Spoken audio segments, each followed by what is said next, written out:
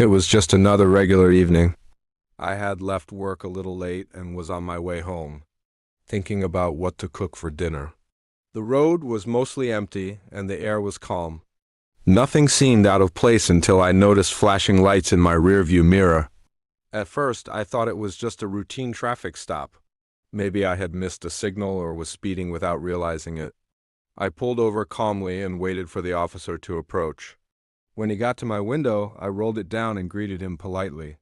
He didn't respond right away. He just looked at me with a strange expression, almost like he knew me personally. Then he said my full name. That caught me off guard.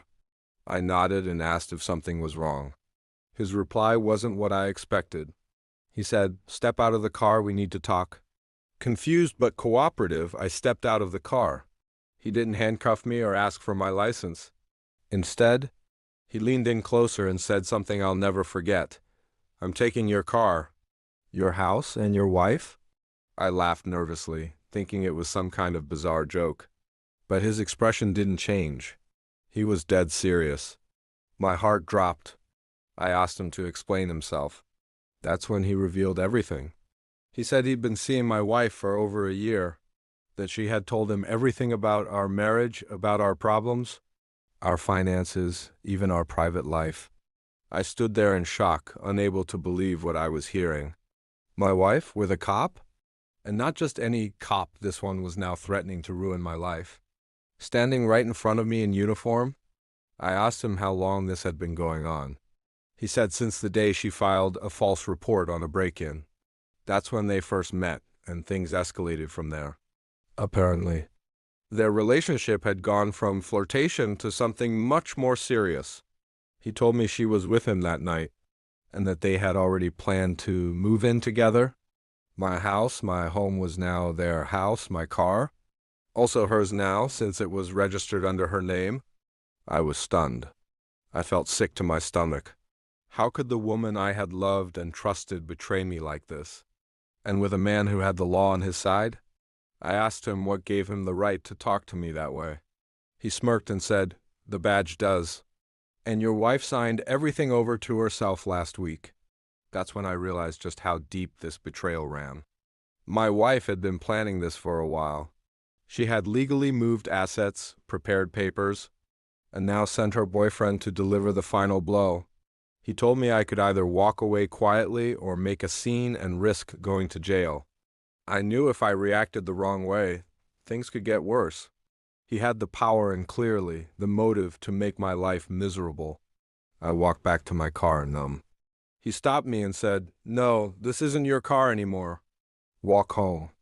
I stared at him, unsure whether to cry or explode in rage. But I did neither. I started walking. Each step felt heavier than the last.